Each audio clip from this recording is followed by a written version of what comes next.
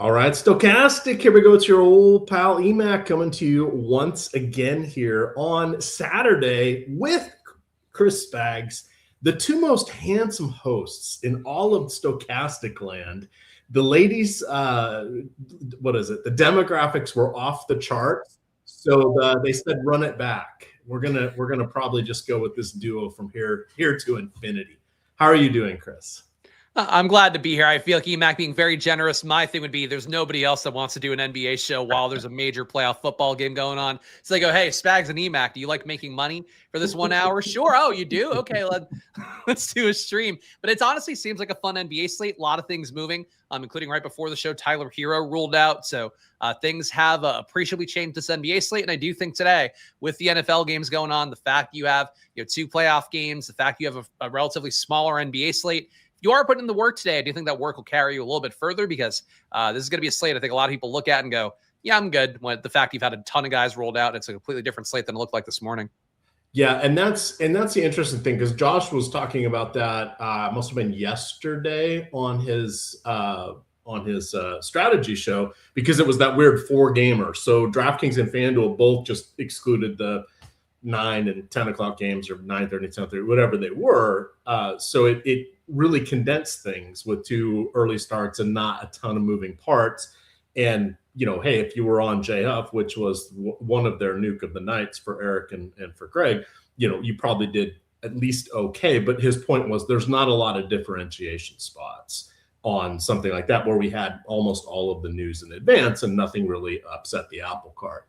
So we'll have to see. Are you on? You said I was listening to your podcast. You guys got to listen to Chris over there. Or I listen on the podcast. That warms my heart when you put those out there for me and probably only me. But it's always fun listening to that. But on Splash Play. But I heard you have a little NBA angle. Do you have a different Splash Play channel for that on YouTube, or is it just? Yeah. So my at Splash Play Bets channel is the one. You can find the playlist too on my NFL channel at Splash Play Pod. But part of this what I did this week, which if you watch my channel at all this week, you would see splashplaypodcast.com turned it into number one, a landing page for me so you could see my beautiful face on there, but also you could see my new data hub where I basically pull in a lot of stuff that was in my Excel into a website, a lot of Claude coding to get it like it works. So I was mostly honestly envious of Josh Engleman with what he's been putting together on the strategy show. So I wanted to see what I could do for myself. And I got to say, it's worth the time investment, even though I still swear by Stochastic Sims. I finished top 5 in that 70K tournament earlier this week because of the fact that Stochastic Sims gave me a lot that, use my projections to the best of their capabilities. But it is fun to build stuff for yourself too. I think, having a dual pronged approach like that, where, you have a good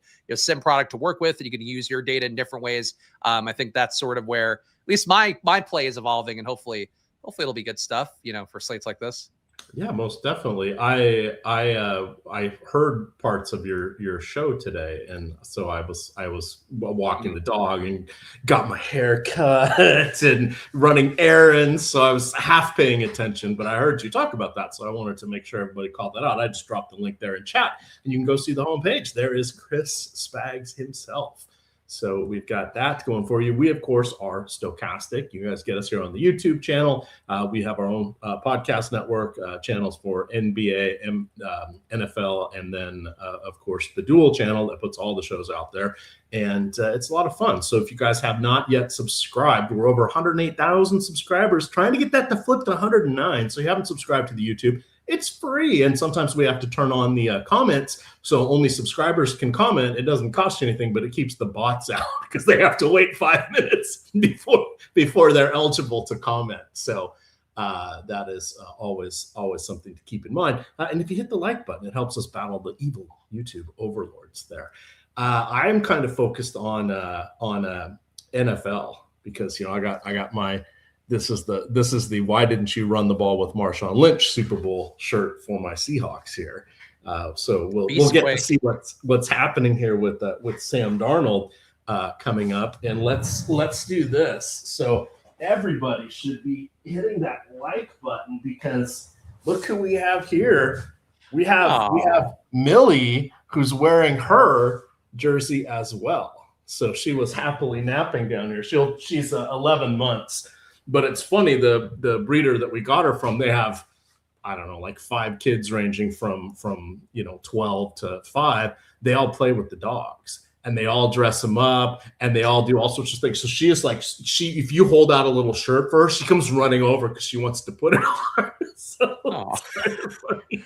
Trained in that one aspect, if nothing else. Yeah, and you can get in her mouth, you can brush her teeth. She doesn't mind her paws being touched because the little kids just play with them all the time, and they're constantly posting videos of them clipping nails and singing to them and taking them out. And they are in Wyoming, so there's a lot of snow. So I'm sure that's why they get them used to wearing those things. But it's funny that she likes to wear it, and then she gets real calm and relaxed when she's got that on.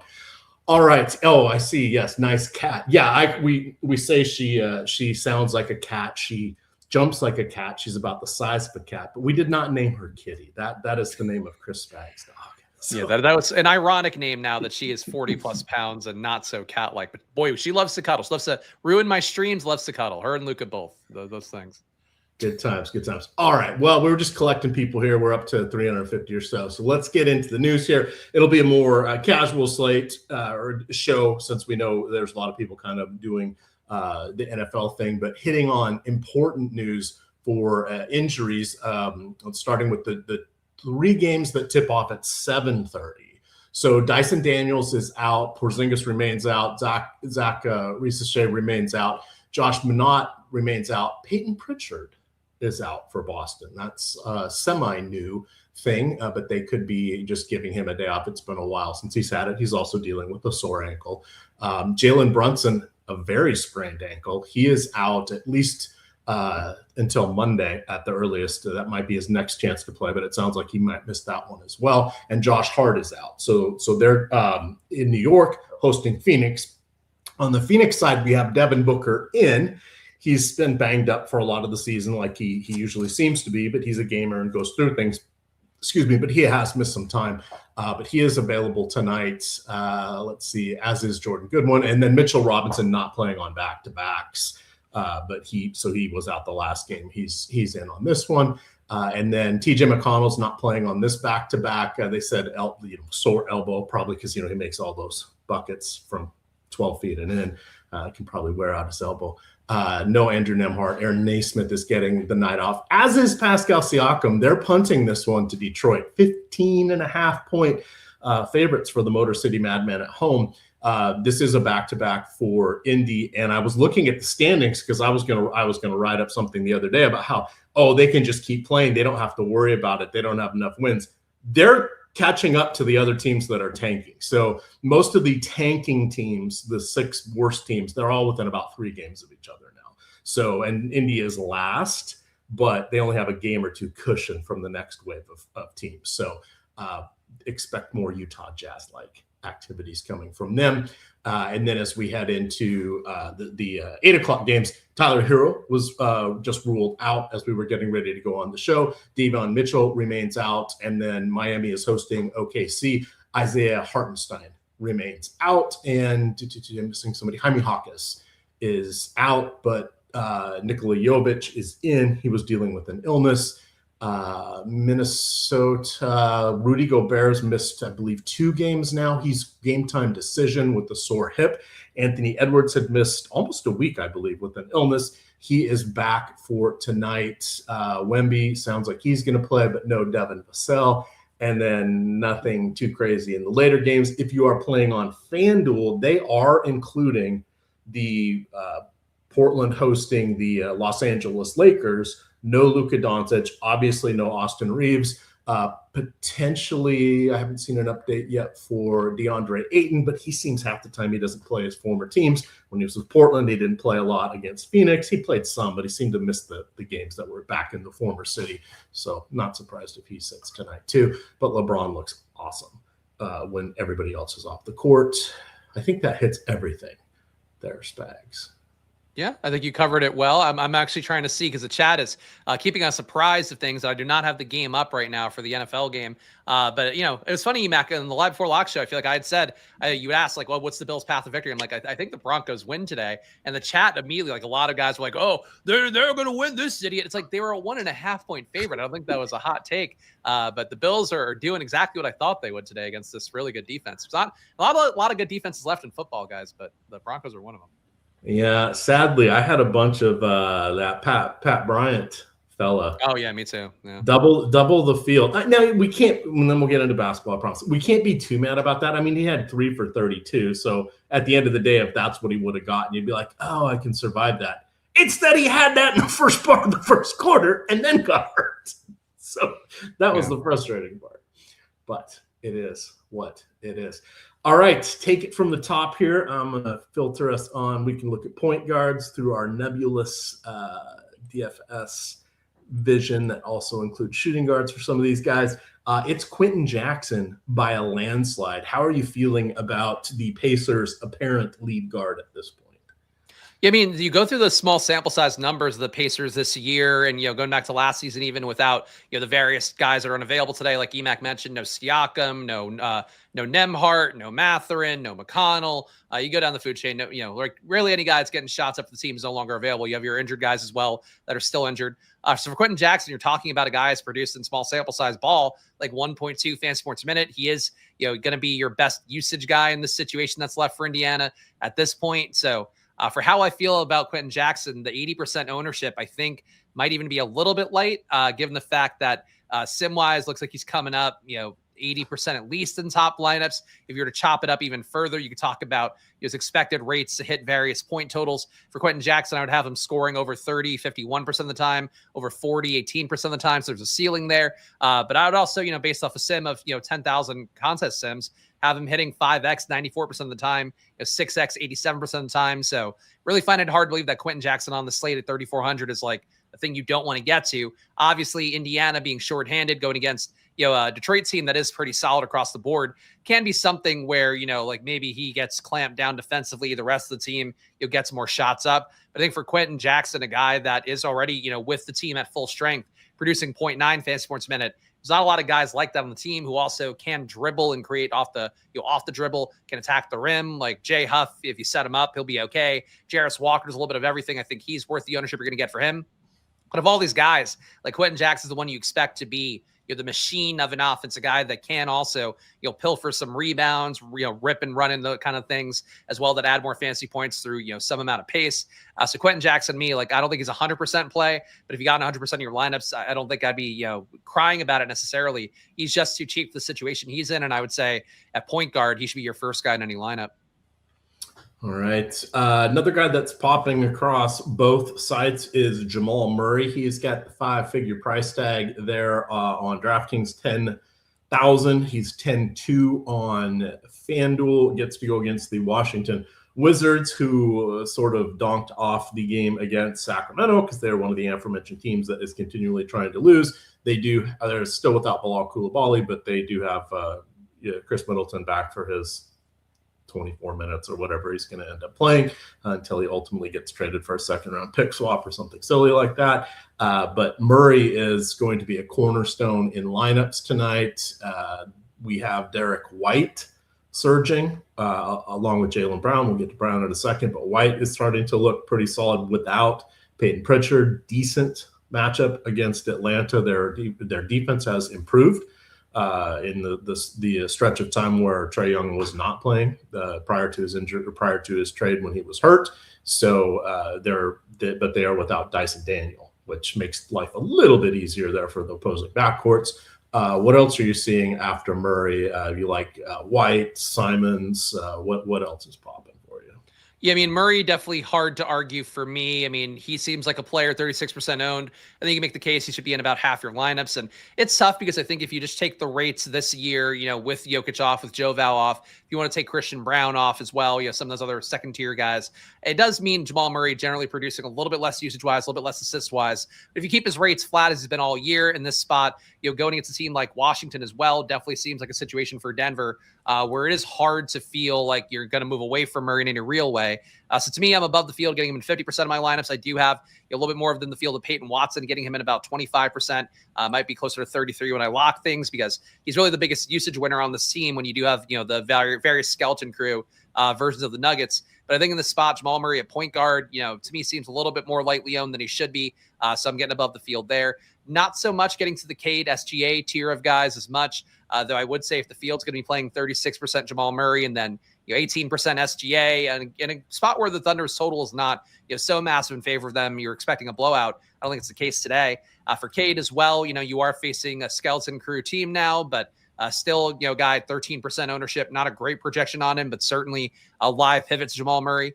Murray's the best play out of that group, I think, and I would honestly say Steph Curry to me looks a little bit better than Jamal Murray as well. But for how the slate looks overall, in this spot, I think that Jamal Murray, the easiest click to get to, but he'll be owned appropriately because of that. All right. I see Miami Mike. Thank you. Longtime viewer, likes to throw out the super chats there. He says Simon's probably starting. I don't think so. And I went and looked, and I see we have our projected starting lineup here indicated by the little yellow S next to the players. I thought it would be Sam Hauser. It looks like that's what the data team believes as well. And I went and looked, and surprisingly, 40 games for Anthony Simons, and he hasn't started yet. The team does like him coming off the bench.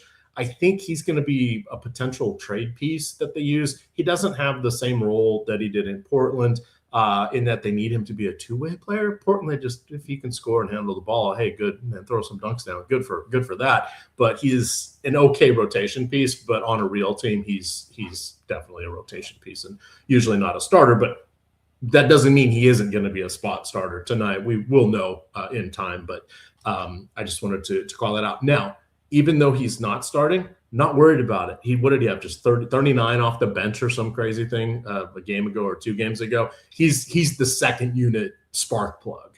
That's going to happen no matter what. What this does without Pritchard is it opens up fourth quarter minutes for him. So he should see an expanded role, even if he is remaining as a reserve. He'll probably be the first guy in the game too. Yeah, like in the chat too, I think is like it's possible he starts, I think, and I agree with you. Like the fact that he hasn't started at all this year, I would think, and you've had different configurations as well where you could have put him in. It's a little surprising to me. I thought, he must have 1 or 2 at this point. Nope, 0. So. Yeah, I think that had come up on stream with whoever I was hosting a show with earlier in the week because it was something that I said, but I was like, oh yeah. And then I remember that today and was like, yeah, I don't expect him to start either. But even with him not expected to start, Stochastic hasn't playing 30.5 minutes. Yes. I think like the chat's getting to, he will most likely close no matter what. I mean, there's been times they've closed with the 3 guards and Simons lately, which to me makes no sense, but obviously it's working well enough for Boston as a team that is not one of your favorites to win the East. But getting Pritchard out, I think Simons' minutes more secure. I'm not the biggest Simons fan. But he's producing safely over 1 fantasy point per minute with Pritchard's off the court. For Simons right now, in terms of what I'm getting, he was coming up a good amount for me before the show. Actually, I have it over here. Simons, I'm getting in half my lineups right now, which I'm cool with. I think his hit rates look pretty decent in terms of hitting, the scores we need him to get to. You add his price tag of, $5K. I've got him going over 30%, 52% of the time, going over 40, about 20% of the time. I think he should 6X about half the time as well. So that should be enough to get you close to a tournament winning score, even if you might have some other guys that are a little bit cheaper on the slate that can produce in similar ranges of outcomes. I think Simons would have been like a must-have play if we didn't have this Indiana situation and a few more of the various, Knicks guys out, Tyler Hero out. I think that makes everything kind of come a little more, there's appealing spots to go to. But I think for Simons, he's a good play. I think people expect him to be great a lot, and he has spiked a lot lately. But I think that's when everybody expects him to be good, that's when I worry a little bit more because it could just be a Jaylen Brown day, it could be a Derek White day, it could be various power forwards that fill in your Jordan Walsh tier of guys day. But yeah, Simons is half my lineup, so I can't critique it too much. Yeah, and then to finish out kind of that Boston thought with Sam Hauser, if Sam Hauser starts, he's okay. He also doesn't play defense. He runs around the 3-point line and weak side screens. And he does a little bit of rebounding. So it's not like he's a huge upgrade over Simons, but it does allow having Simons with that second unit staggers the ball handlers also, which helps things out. So I know sometimes things get a little crazy, but I just wanted to mention that there. For our raw fantasy point projections here, after Jamal Murray, we've got the likes of Cade Cunningham in what should be a walk in the park. Shai Gilgeous-Alexander gets to go against the Miami Heat without Hero. He has not had to put the pedal to the metal like he did last year. I haven't looked at it in a bit, but at one point he was averaging 5 fewer points a game than he did last year and some other market differences. So I'm not super excited about him. Steph Curry could be a little interesting. What do you like about these these guys here that have asterisks by their names, because it's like, but. Yeah, I'm not crazy. Like I mentioned, not crazy about the SGA Cade tier. I think they have about, like a 10% to 15% chance of, being in a winning lineup tonight. That means the ownership looks pretty efficient overall for SGA at 18, Cade at about 13. I think Cade, in some respects, makes more sense than SGA because of the fact you're going to probably have some Pacers players naturally. If the Pacers do score enough, stay competitive in 4 quarters, you then got Cade playing 4 quarters against a fully dilapidated Pacers lineup. So I could see getting to Cade a little bit more. I think he'll be like about a 10% play for me overall. I think Steph Curry looks decent as well. My projection would actually be a little bit higher for Derek White than Curry today, but the price tags, I guess, are close enough that that might be the case. But I think for Curry, the upside's there. He's about 24% owned, so not as sneaky of a play as SGA is, as Cade is. Even Derek White is at 11%. So I'm cool getting a little bit more Derek White, but I think Steph to me feels like about a 20% or so play. And I'm cool with that, but I think the pay up options for me, like getting Murray is your first option I'm going to. I think if I'm not getting there, it's probably point guard being a pay down guy for me, a Quentin Jackson, Simon's type, Miles McBride coming up a decent amount. I think point guard's probably one of the spots you could either pay up all the way or you're going to save with it. So maybe there's more value in that mid tier just because I think that's the structure a lot of people will have today.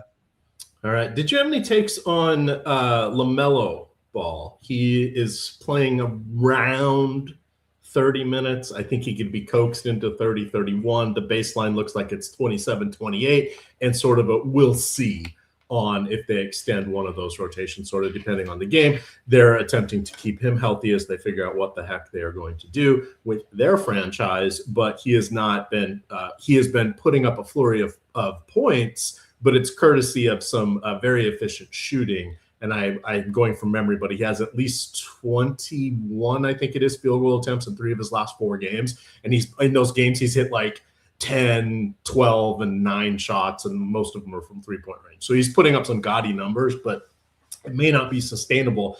He's kind of the last guy that I look at that, hey, if a couple things go his way, maybe he gets, what do you have, tied his career high with 9 3-pointers the other night. He and Curry start going toe-to-toe. Could be a little fun there. He's the last guy I see of any substance. Yeah, I think LaMelo, I could definitely see getting to. I mean, right now I'm getting 2x the field, so it's not a big stand. The field's at 8%. I'm getting 16, but I think LaMelo, I'm with you. The perimeter production is so good at 1.42 fantasy points per minute. You're talking about him being, better than Steph at 1.35. He's definitely in a tier where you're not quite in that, that Jokic, Giannis, even Jalen Johnson tier is a little bit above that. But you're that tier right behind it for LaMelo and how he's been producing. Obviously, the minutes not being able to get to, mid-30s, high 30s, that's not great. But he can be good. And you have, the highest total of the slate and the spot today versus Charlotte and Golden State. So I think getting to LaMelo, I'm cool with it. Again, to me, 2x the field feels like enough. But yeah, he's one of those guys to me, kind of like a Cade, kind of like an SGA. You get with the field, you get a little bit above it. I think that's fine. He's not a priority in the way that Quentin Jackson, Murray, Simons, even Miles McBride, I think should be. But LaMelo has that ceiling, can hit his target score, I think about 10% of the time.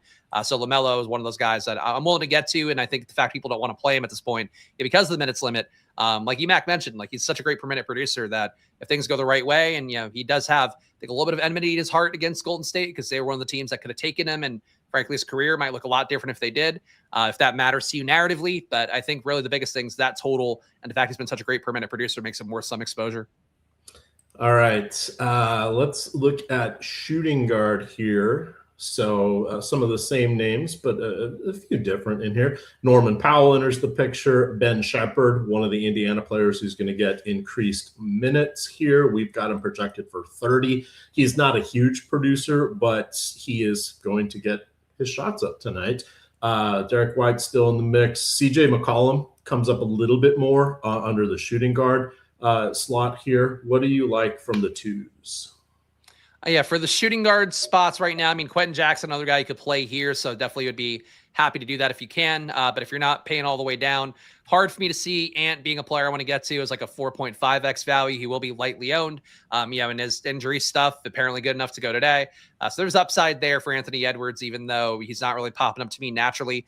Devin Booker, I'd say the same thing. The fact that he was, a game time decision. Now he's, he got ruled in a little bit earlier than that. I think that'll drive his ownership down as much as, it would have been anyway. 6% was the expected number. If he puts up a big day there, Obviously, you can have the big ceiling. But really, to me, the shooting guard spot, mostly the guys I prefer are your mid-tier or pay down options like Quentin Jackson.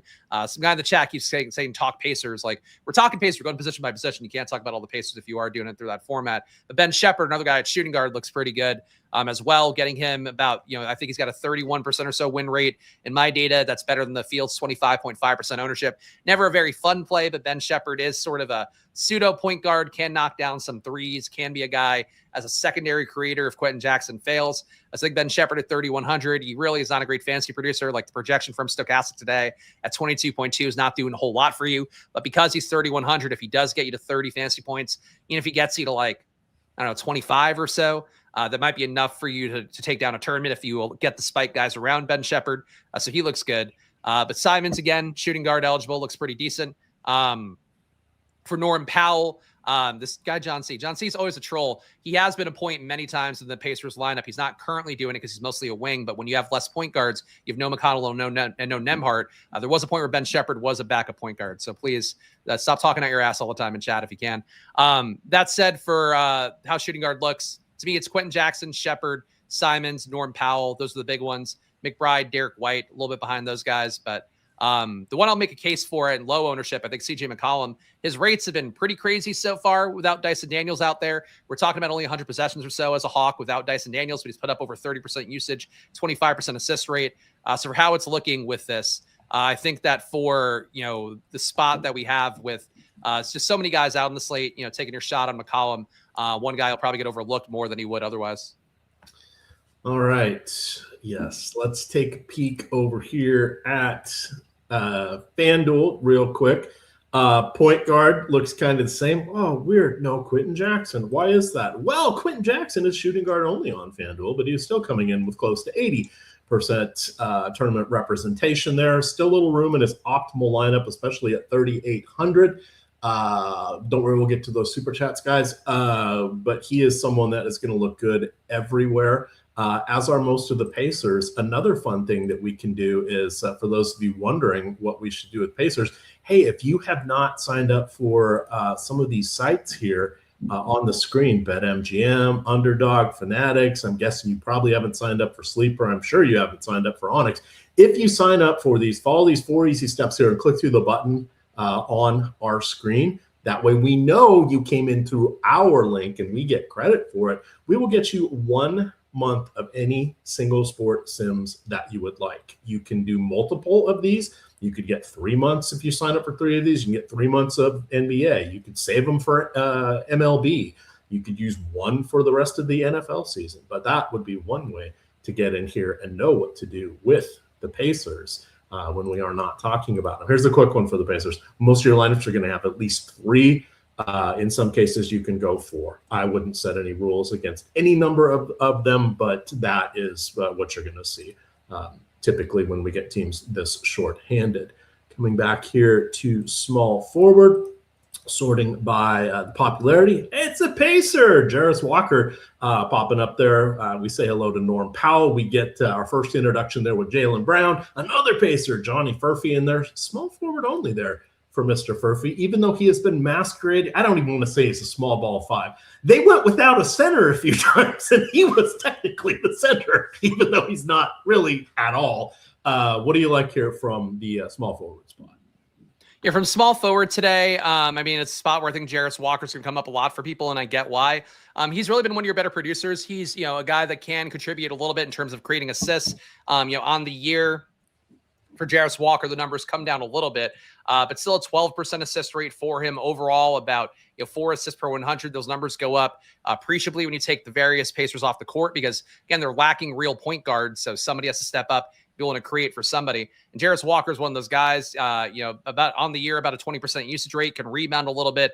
He's producing 0.8 fantasy points a minute relative to all the guys I have out today. I'd have him over 0.9, close to 0.95. So he's one of those guys to me, I think, much like Quentin Jackson, if he gets at the majority of your lineups, great. If he gets into, 80% of your lineups for Jarris Walker, I think that's pushing it a little bit. I think it's okay for Quentin Jackson to get there. But these 2 guys should be the 2 highest exposed guys in the slate. So I think if you're looking at small forward, probably one of the first players you look at overall. Besides him, Get Norm Powell popping up a little bit for me again, shooting guard as well. Guy that I think is appropriately owned at 28%, should gain appreciably an opportunity, having no Hero, having no Jaquez as well, having no Davion Mitchell. Not that Norm Powell's a great assist guy or anything, but the fact you're taking away you guys that do shot create for others in Davion Mitchell's case, guys that shot create for themselves, more of that will probably shunt back to Bam Adebayo, to Norm Powell, just in terms of the ability to get their own shot or theoretically create for others if Norm Powell doesn't have the usual crazy glue on his fingertips for that stuff. But I think Powell's worth the exposure. Jaylen Brown fields at 20%. Another small forward play I think looks pretty good if you can afford him.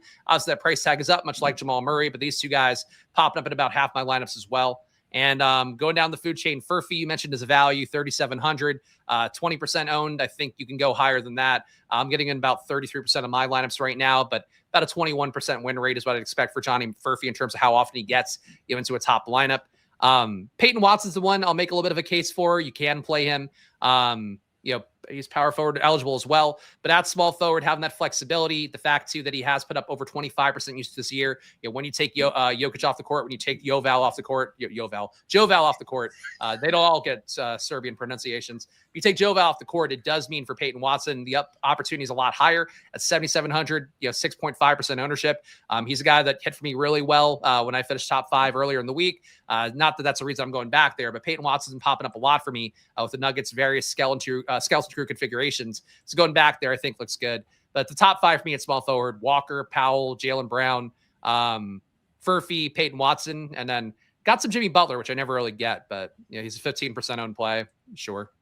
All right. ZC, are you with me? That's Zachary Cooper. I will get to your super chat as soon as we get through these positions. And I see Bobby B's get yours as well. Power forward, as we keep moving along, this is where we have the entry of Jay Huff. You get Jalen Johnson. Jalen Johnson hasn't really been dropping the hammer quite as much as he was earlier. What are your thoughts on that? Have you seen anything in the numbers, or was it just that was a really hot streak and now it's a bit of a cooler streak? Perhaps shouldering the entire burden of the team for such a long time is starting to wear a little bit with the extra minutes, etc. What is your read on that? And how do you feel about him against the Celtics tonight?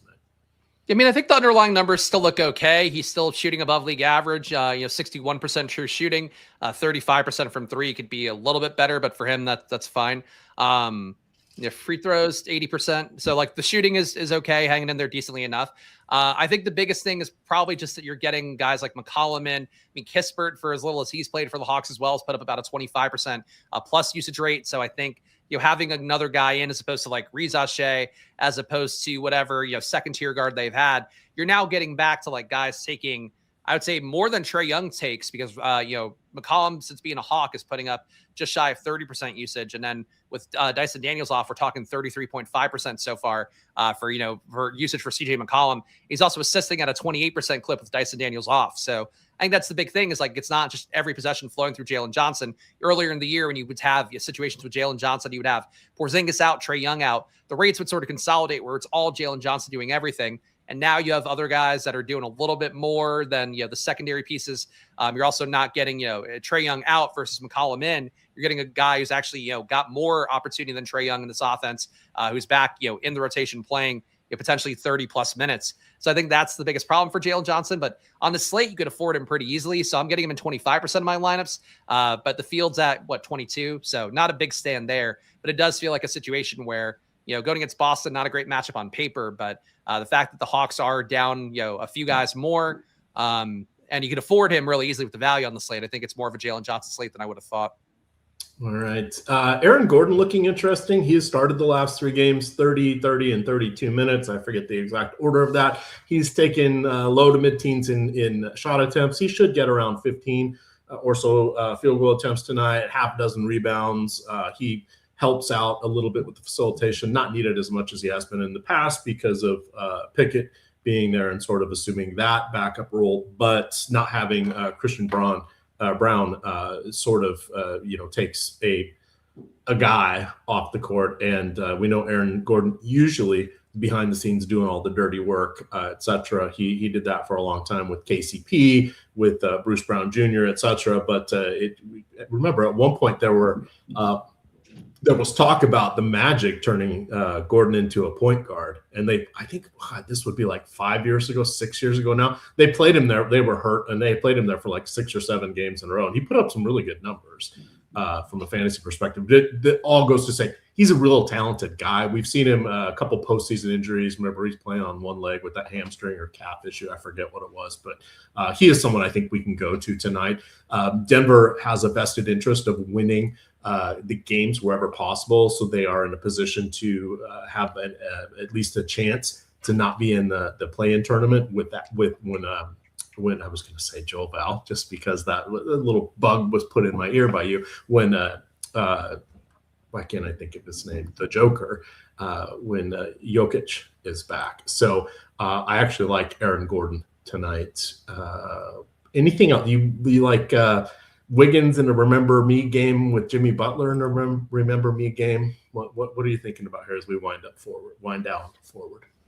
I mean, for power forward as well, it's going to be a lot of Jarris Walker for me. Jay Huff, the one coming up the most. The pacer we haven't talked about yet. I think for me, he's going to be like a 50% play. They'll have to rerun stuff one more time when the data updates. But I think for Jarris Walker, like he's a good play. Huff, not quite as good of a play.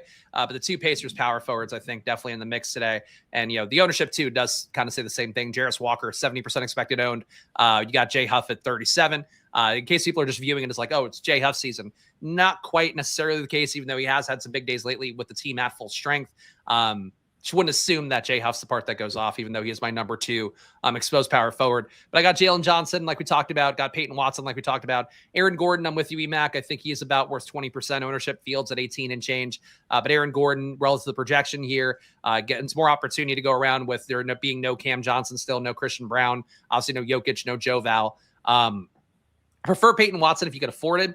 But I think because the ownership's just not there at all. But I do think Gordon, similar opportunity there where if Murray doesn't hit, or even if he does, and just like you get Denver really having a nice game versus Washington, I think that having, Aaron Gordon and Peyton Watson with Jamal Murray could be a way that makes your lineup more unique. And the upside's massive because they are playing one of the worst defense in basketball, one of the highest paced teams in basketball. All that bodes well. Butler, I got a little bit of. Randall, to me, not super playable when you get Anthony Edwards back in. Jordan Walsh, I think, is an okay value on this slate because we do have some increased opportunity potentially for having no Peyton Pritchard, but he's only going to play about 24 minutes at 3,200. So he's mostly, I would say, probably a pivot to some of your other value plays out there. If you can outscore Jarris Walker or something like that, he might pay off. But yeah, for power forward, I think it really comes down to like the same Pacers value to me. And if you can afford Jalen Johnson, Aaron Gordon, Peyton Watson, and to a lesser extent, Jimmy Butler, then I'm doing that. All right. A whole bunch of starting lineups just dropped. I put a few of them into chat. Sam Hauser is starting. That's kind of the only wonky one. Miles McBride also starting, sort of as expected. I see we did get a super chat in here. 5,300 left on utility for DraftKings. This is from Bobby B's. Right now he has Miles McBride at the moment. Is there anybody that you like better? Let's assume he has Pacers everywhere. More than McBride. Let me see. I've got McBride. I mean, Simons would be the most live pivot. If it's a utility spot, yeah, it is utility. Yeah, it's Jay Huff going down to him. But I think really like you could go to guys in this range, like Pickett. People in the chat keep saying as a pivot to Simons. I'm not seeing it so much, even though he'll play starter level minutes. I just don't think that he's going to get the kind of shot opportunities you want to see him get with Murray and with Gordon and with Peyton Watson and even. But I think the 3 in this range should be McBride, Simons, Jay Huff. Yeah, I would agree. And I have zero issue keeping it with McBride. The one nice thing is he's back home and should be shooting threes with reckless abandon. That's always fun. Let's hit center, and then we can talk FanDuel top plays. We got 20 minutes until tip-off here. Excuse me, hit that like button if you have not already. What do you have at center that you haven't mentioned already? Bam Adebayo, Wemby, Cat. What's moving the needle here? Yeah, I mean, Cat's, I think, the most interesting play now because his ownership has not really come up too much, only 16% in the last run of things. But he's put up, again, that superstar level, or at least that second tier superstar level of 1.4 a Fan Sports Minute without having Brunson on, without having Hart on. So I think for Cat, there is pretty decent upside today. I like the matchup for New York as well. I think in this situation where you have, 112.5 implied points, you wish that were a little bit better. You wish it were a faster paced team, than Phoenix as well. But like, are we worried about Mark Williams defending Cat going out to the 3-point line? Probably not so much, even though he might make it a little bit harder on him, rebound wise. But I think Cat getting up to 30.5% usage with having Brunson and Hart off the court in his rates this year. You're talking about normally being at 26%. That's a massive jump up for Cat as well. So I have him today producing over 1.4 Fan Sports Minute. I think that Cat, to me, is one of those guys that, under 20% owned. I think you want to get there a little bit more. But the best place to me, Bam Adebayo, Jay Huff, who we talked about. I guess Bam is the one we haven't talked about at enough length, but he does gain going back to last year. Appreciable upticks in rates, and it really isn't a thing. It's been a thing for him this year where Bam Adebayo has not been as good as he's been historically. So getting Hero out, getting Hawkes out, getting Davion Mitchell out does actually help Bam Adebayo get closer to about 1.3 Fan Sports Minute going back to last year. The assist rate gets closer to 27%, usage rate at 28%. So I think for Bam, it's probably the best spot he's been in a while, just taking 3 wings away who can, create assists. In Davion Mitchell's case, can get a lot of shots up in the case of Hero and in Jaime Hawkes. So Bam, another good center play that I think 19% owned, being slept on a little bit. Duren, I thought would look better earlier today. Still getting him in about 20% of my lineups. Fields at 11. I think really the thing here is if you pay for a Bam, a Cat, a Duren. I don't think Wemby would be an option for me, but him as well, Okongwu as well. You're getting off the beaten path a little bit because I think a lot of these center spots are going to be, that's where Jay Huff gets played. That's where, some value maybe gets played, but in particular Huff. So I think for going to Bam, going to Cat, going to Aaron Gordon at center, you can do that. I guess that'd be really unique because I just don't think people will do that naturally. But anything that's not just playing Jay Huff straight away at center, I think is a good thing. And you have a lot of good center plays that are not just putting your value player there. All right. Well, we're going to do tiers real quick. I'll read them off. Let me get this up here, and then we'll do FanDuel top plays. Tiers. So tier 1, Amy, I would go Cunningham. Jaylen Brown would be my second choice. Tier 2 gets interesting. I'm putting in Jamal Murray. I think I would stick with Jamal Murray. If they know he's got the Q tag, I don't think he's going to sit. If he ended up sitting, you can bail to Curry. Tier 3, Randall or Booker or White. White is intriguing, especially with Anthony Edwards back. I would go with Derek White. Do you like White or Booker better? I got White higher today. Okay. So, I mean, I think Derek White looks underplayed in the slate. I assume he'll be underplayed on tiers as well. Yeah, because he's four spots down from everybody. So, yeah, and then I think you're with some real stars in that tier. So, yeah, I don't mind going Derek White there. Yeah, I'd probably go Okongwu for a little differentiation here against Boston. Interesting in tier 5. Would you go with Jalen Duren, Alex Sarr, or Brandon Miller? That'd be Duren for me. All right, I would concur. Let's just look at his game logs. He's had a couple duds in there. Paul Reed is back, but that shouldn't impact Duren. And then tier 6. I think it's got to be Adebayo. You liked him. Adebayo, or Bridges, Charlotte Bridges. You definitely Adebayo out of that group. Okay. What is Adebayo's assist rate normal baseline? Is it like what, 17%, 18%? Bam this year is at 12.5, and then going back to last year with having Hero off, I took Butler off too because he was still on the team.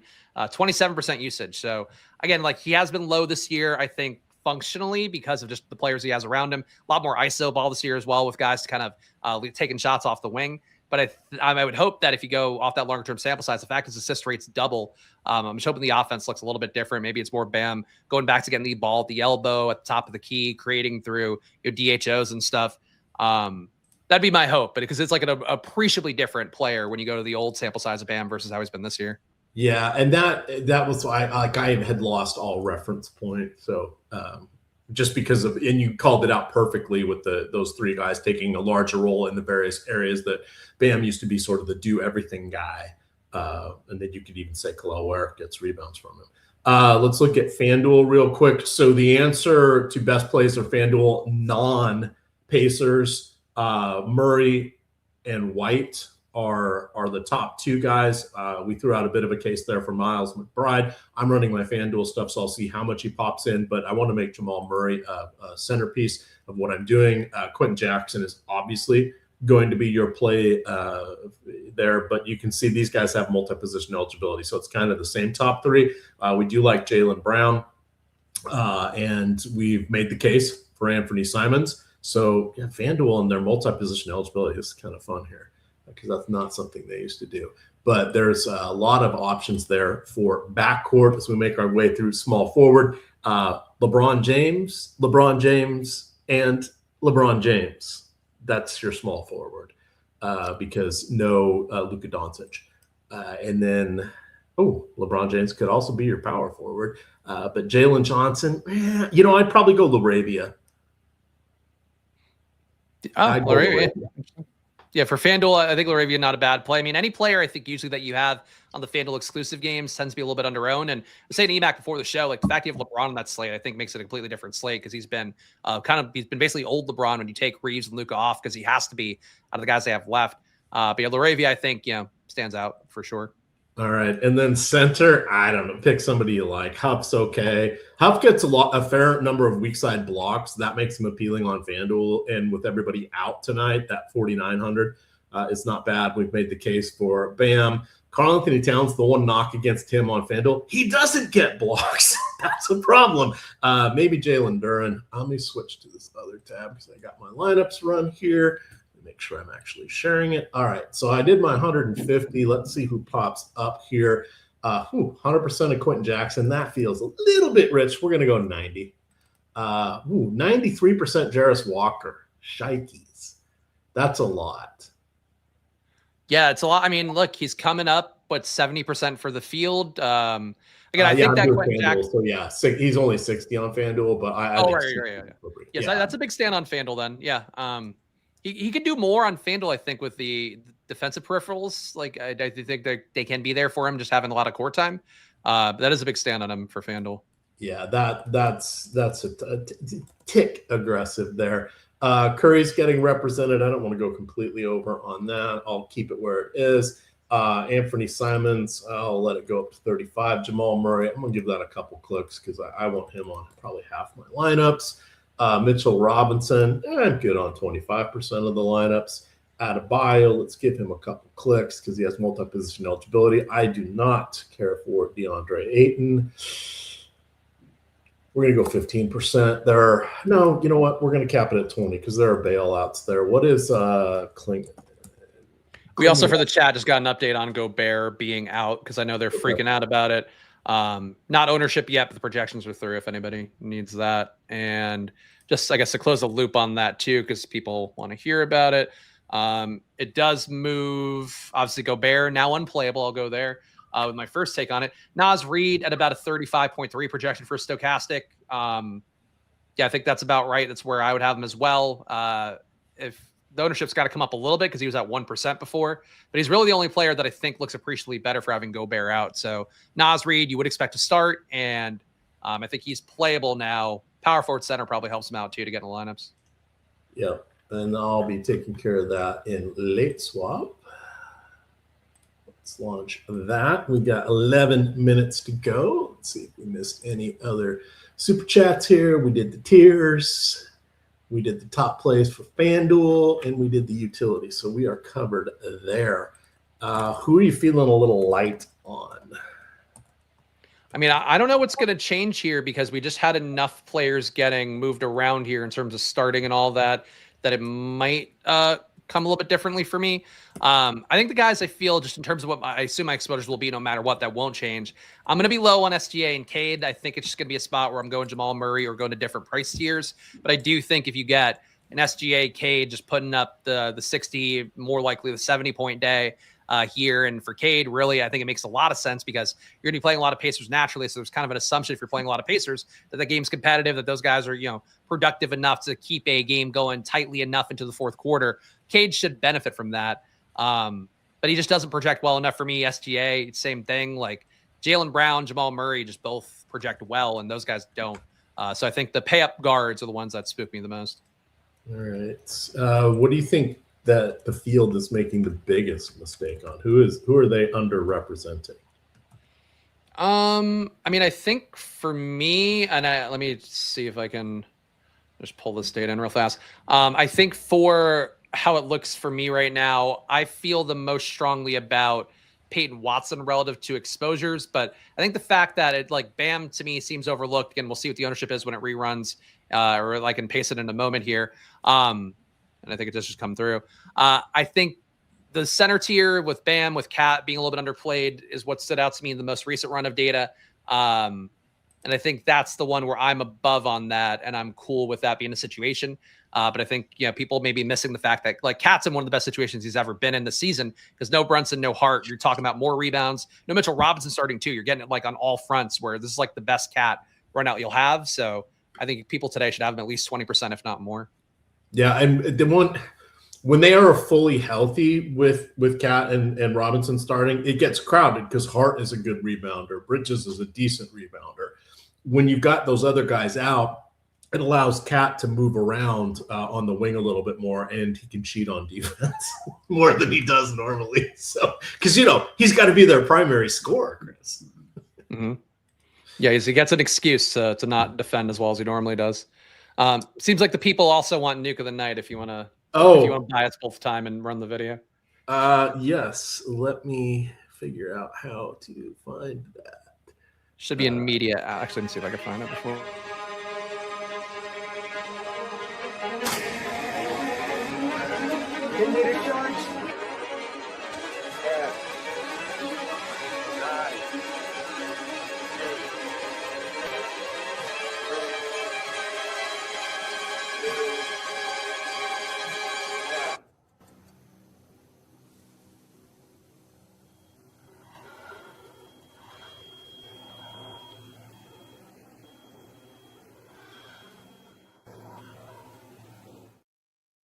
All right, and with that, my Nuke of the Night for DraftKings is going to be Jaylen Brown, 20% owned. I am playing double that. That is my Nuke. Okay, yeah, I was also getting 50%, though. I'm going to rerun stuff right now so I can get a read on things. I think for me, based on what I had before everything updated, I think it would be Bam Adebayo for me. Like I mentioned, I just feel like those centers look a little bit underowned, both Bam and Cat, given the fact that you have the situations they're both in today. I think it's easier to get to them with the value on the slate. So, Bam, again, just getting the assist upside back. And this is really me hoping that the long-term sample size going back to last season, where we have going back to last season, about 1,000 possessions of Bam, which is, supposed to be rate predictable at that point. Having no Hero, having no Butler, having no Davion Mitchell, having no Hawkes, you're taking a lot of guys away that, keep Bam from doing what he used to do or what he was kind of growing into. So I'm hoping that Bam could be that guy. And he's going to be in half my lineups. All right. I ended up with the changes not getting as much Aaron Gordon. Now that could change with late swap, but I am only matching the field on DraftKings. That is a little bit sad. I capped, where are we on time? I capped Jackson at 80, Walker at 80, Huff at 50, Jaylen Brown 40, because I boosted him. I wanted to cap him before I got him where I wanted, but let's make sure that doesn't change. Bam, I'm double the field. Reed, that will come up through late swap a little bit, but I think 25% is probably where Reed will end up by the time people start maneuvering things around. But 3 games locking right now makes a difference. I lost some Jamal Murray, so I want to make sure I get a little more Jamal Murray there. Probably okay on Steph. Towns, I want a little bit more Towns. I wanted more Simons because I do want to be above the field. And I'm placeholdering Wemby for the moment. I gave him a bump to go to 26%. So let's adjust those. I'm okay having some negative ROI lineups. Usually, how much time do I have? Usually what I do is I just do a quick look and see who's in them. That's okay. There's a Wemby lineup. Yeah. So there's enough that aren't where a ton of guys are locking, and what 3 of my worst 4 have Wemby in it. So I'm okay with that because I'll be doing late swaps. So I know we would prefer to not have negative ROI lineups, but one key thing to do, especially on showdown or like the 2 and 3 and 4 game NFL slates, is to look at them and see who are the players in there. Because if you are playing these constantly, oh, this is an amazing ROI, and then everybody comes to the table with 6 of the same 9 players, and that's just not what you want to do. So if you look and say, oh, well, I'm taking a chance on fill in the blank, Nicole Hardman instead of Brandon Cooks, your ROI is not going to look good, but you're going to be different. I promise you, you're going to be different there. All right. Upload that. I am all set to go. Anything else popping up here from chat? I have now lost my chat window. No, I appreciate the kind words in chat. Again, this is EMAC and and I would say for both of us to some extent, unexpected 2 shows today. So we do appreciate you guys riding through here. It is a lot to cover the NBA and NFL and to do it, in the span of a couple hours. And I know, people have much harder jobs than EMAC and I do doing this, but I appreciate your guys' patience here because it is a lot in this NBA slate. Frankly, thought we get a clean cut one today where not a million guys got ruled out. Instead, this has been as chaotic as any we've had on a Saturday, EMAC. So we got to make this count. It's only money, as I like to say. As I like to try to explain to my wife, it's the same couple $1,000s over and over and over. I'm really not spending $150,000 a year. You would notice it. What I always teach her, when you start seeing credit cards that say DraftKings, FanDuel, whatever, we can talk, but we don't see that, so we're good. That's funny. Which is true, but they're not supposed to allow that anymore, by the way. And I did have to tip up a couple weeks ago before I had some banks recently. And yeah, I was like, I thought it wasn't allowed to take credit cards anymore, and it did. So fun to learn both. I didn't think about that. I have to be careful because certain ones here in Virginia, and I think it even happened here in Florida, they put a surcharge on it. Oh, really? Yeah, because that's like different state laws, probably. Yeah, it's like, what are we doing here? Seriously? We're seriously going to do that? So I did it for the points. I was like, I want to get the points on this deposit to free up from not making enough money off best ball on DK. Yeah, I usually just do PayPal and just be done with it. But the only time I ever do it is if they give us, give you the little rewards for it. Like I got one the other day on FanDuel because I've been playing there more, and they put in 1,000. They matched me 250, and that money plays through first. It's awesome. And then you got to play through your full 1,000, I think, before you can withdraw $1,000. But hey, I'll take it. Nothing wrong with that. DK has one with Venmo where they've popped up a few times where I've just put in a deposit, even if I didn't need one, because they give you I think 50%, $25 back or something if you put in 50. So check that deal's going on right now, I think. So I would use that if you. Yeah, I didn't know if that was a one-time thing, or does it pop? You mentioned it pops up every now and then. Shit, because I've taken it before when I saw it pop up. I think they just do it for sporadic periods, and it always says your first one, but it doesn't matter. Just if you use Venmo. I finally signed up for Venmo, so I was like, oh, I should do that. So yeah, Venmo's a great product. I mean, it used to be a thing you had to have when I was a single guy in New York, many moons ago. But now I feel like Cash App has lapped them. But I like Venmo. I'm not familiar with Cash App. So. It's the one that the Twitter founders, I think, had something to do with. Maybe mixing that up with Square, but I think they were somehow related. But yeah, there's a lot of apps to send money on. Use one. Send money to somebody. That's what we got to do. Yeah, sorry. Shit. What's my best way to do? They wanted to know minutes for the indie guys. I don't know if they're locking right now, but we can look at that real quick here. Jackson, Walker, Huff have the best path to 30. Furphy, Shepard are the next guys in the mix here. Oh, wasn't I Jackson out for a while? Yeah, he had the concussion I think he was out 3 weeks. So I talked about it yesterday, I think, on the Live Before Lock with Greg. But he's apparently good to go. So funny to mention it, and I thought it'd be a little bit of a ramp up, but they were saying it was conditioning after having the concussion. I don't know. Yeah, so we've got him in for 17 minutes, but it's really the starters. And so this is now that we're locked, this is the other thing I want to mention. I know there was people saying that the other two Toronto games ago, oh, Jamal Shead's been starting. He's the blowout run. He won't be there because he's a starter. And then he didn't have enough minutes, and he ended up playing like 32 or 33 minutes. It's like he is a second-round draft pick in his second year. His ceiling outcome is going to be a third guard or a combo guard off the bench. That is his ceiling. He will probably be in the league for a good 7-8 years, but he needs experience. The best chance to get him experience is when RJ Barrett and Quickly are out, because Toronto, despite their crappy record, I haven't looked at it recently, but they're trying to win. They are not tanking. Their people are legitimately hurt because they've tried to put together the best starting five that they could, but Pirtle's been hurt multiple times, so has Barrett, etc.